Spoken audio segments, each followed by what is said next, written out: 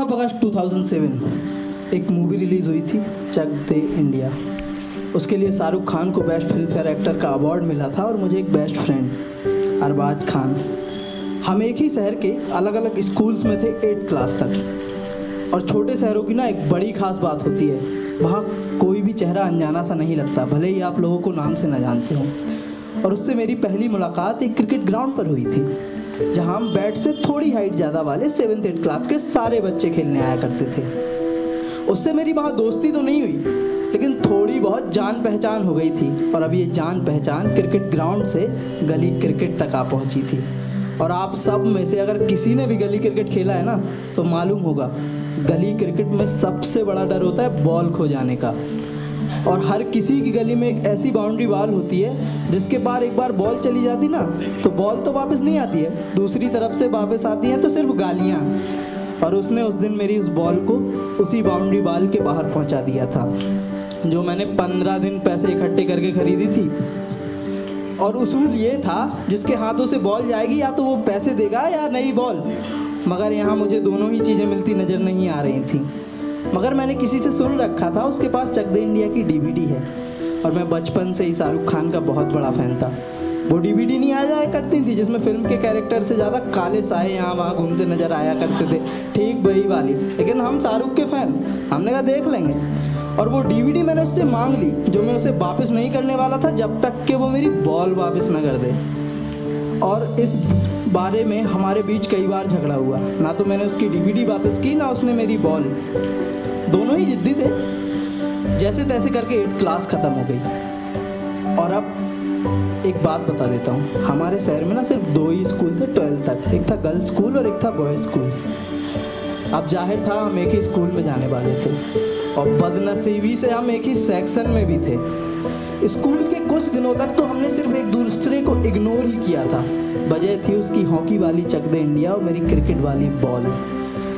और वो कहते हैं ना, दोस्ती और प्यार अगर बहुत सच्चा हो तो झगड़े से ही शुरू होता है। हमारे साथ भी कुछ ऐसा ही हो रहा था। किस्मत भी यही चाहती थी, वो 2 लड़के जो 9th क्लास में एक दूसरे के लिए नफरत लेकर इस स्कूल में आए थे, 12th में इस स्कूल की सबसे बेस्ट फ्रेंड की जोड़ी बनकर निकलेंगे।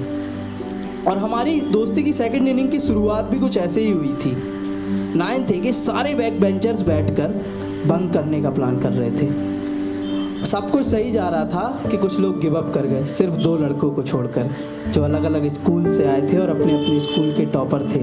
तो उन्होंने कभी गिव अप करना सीखा ही नहीं था। उस दिन पहली बार उन 5 फीट के 2 लड़कों ने 7 फीट की स्कूल की बाउंड्री बॉल कूदी थी। स्कूल से तो बाहर आ गए थे और करने को कुछ नहीं था। तो मैंने उससे पूछ लिया, क्यों बे, चक दे इंडिया देखेगा? DVD बैग में है। उसने हल्की सी मुस्कुराहट दी और कुछ ना कहा।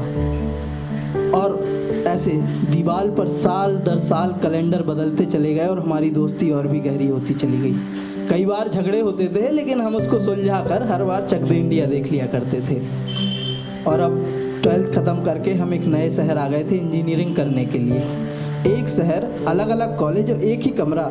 और सिर्फ उस कमरे की 4 दीवारों ने ये बात सुनी थी कि वो लड़का जिसकी ज़िंदगी में पहले भी 2-4 लड़कियां आ चुकी थी, अपनी नई क्रश को इम्प्रेस करने की एडवाइस मुझसे लेता था, जिसकी ज़िंदगी में गर्लफ्रेंड तो छोड़ दो, लड़की के नाम पे कोई फीमेल फ्रेंड भी नहीं थी। मगर ना जाने क्यों मेरी बताई हर बात उसको कहीं ना कहीं काम आ जाया करती थी। और अब ये 4 साल भी ख़त्म हो गए।